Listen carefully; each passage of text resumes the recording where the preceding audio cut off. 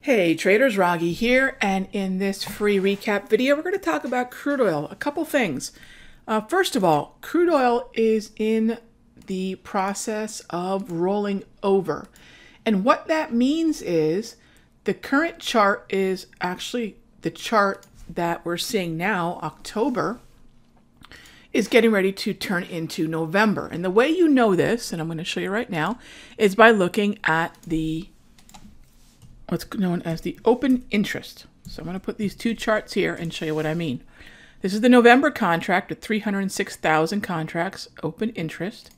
And here is the current contract that you're probably seeing on your platform. If you put a continuous contract up, it's probably pulling up October. And you'll see it's got 278. You see how this is dropping right there? Well, that drop indicates that the other month, the next month, is going to be the front month. And what we will get is the activity in this market happening in November. So the first thing to do is remember that you want to switch on over to the X or November contract, because the October contract is going to be expiring in approximately 12 days. Now, 7 days out, you'll have what's known as the roll. Now, the roll is different than the expiration date. Roll date is basically when the market goes from one contract, it's going to roll into the next. So we're going to be rolling. And usually you'll see that happens about 7 days out. Okay? So follow the open interest, and when the open interest increases in the next month out, that's the contract you want to trade. So first of all, we're in the November contract. All right, next is what we're doing with this contract. So again, making sure that we're going to the appropriate contract. There we go. Today, what do we do today? Same trade. In fact, we've been talking about this for a little while. Same trade that we did when Hurricane Gordon was bearing down on the Gulf Coast, ripping up through the Gulf of Mexico. We talked about an overreaction that typically happens in the energy sector, namely gas and crude, unleaded gas and crude. And you'll see that that move ran right into a Darvis identified resistance zone that's been hanging out there for days, almost a week. The other one's been out there for months, right? This zone is pre-drawn, automated tools. So I know that's where this market is exhausted before. Pretty good chance it's going to exhaust there again. So we ran up into there during Hurricane Gordon, and here we are with Hurricane Florence. Now, when I talk about these hurricanes, certainly I'm not being callous about them at all. I live in Florida, been on the east coast of Florida for over 30 years. I know what these storms can do. I've seen it.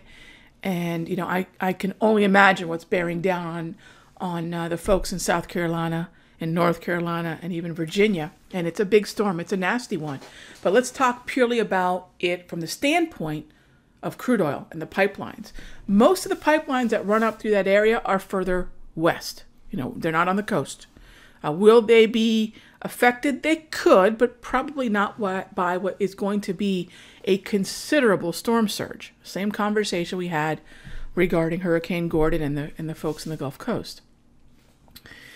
So what we want to remember is gas has a certain reaction. It tends to overreact in front of a storm, and then it tends to sell off after. And that's exactly the rhythm that we're looking to take advantage of again here at an overbought level on the new front month of crude in a zone that just worked not but a week ago for a very similar reason.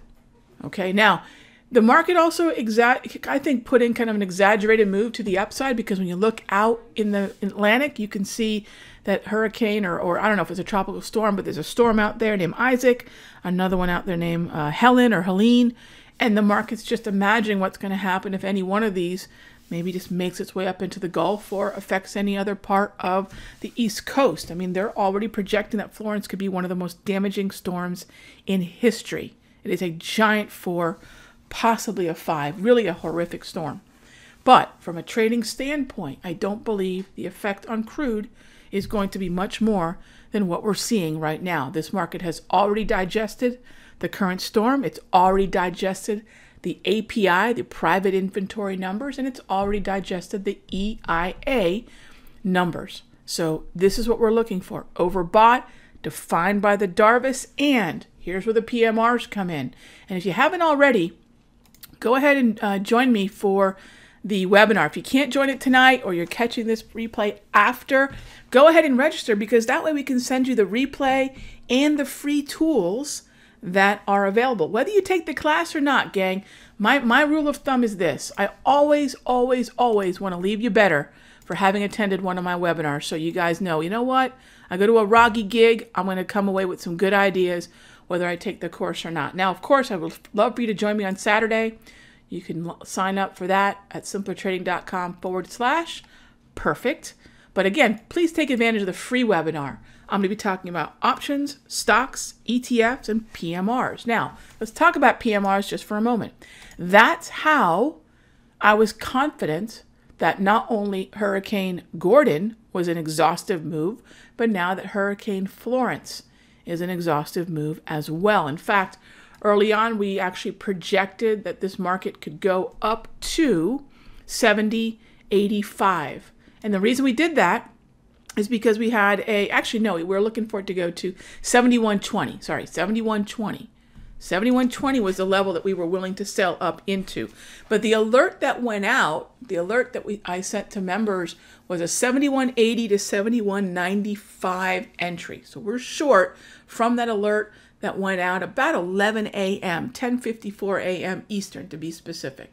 Now, if I know the market's capable of putting in about a $2 move, and I know my stop should be on the other side of that, anything below 71 just became a good exhaustive level to try and take advantage of. And that's exactly what we did. A lot of traders this morning, were ready to take this short, and a lot of them by this afternoon have gone ahead and taken their 80 some odd pips and called it a day, because they don't want to be in the market in case it moves even higher. 80 cents in crude, not too shabby, about an $800 takeaway for just today. I'm looking for more downside. I'm looking for this market to get down to about 68.85, as you can see here, as well as 67.55. If we retest that area, I'd probably say that it's a fine level to short, as long as the PMR exhaustion kicks in. And we have to calculate those every single day. It's simple arithmetic, third grade math, as I like to say, but that level is still, I believe, a shortable level, as long as the price movement range exhaustion shows the calculation to be where this market's most likely to top out. All right, hope that was helpful. See you in the webinar either tonight or check out the replay. And everyone else, I'll see you on Saturday. simplertrading.com/perfect. And that is perfect. I'll see you in the next update.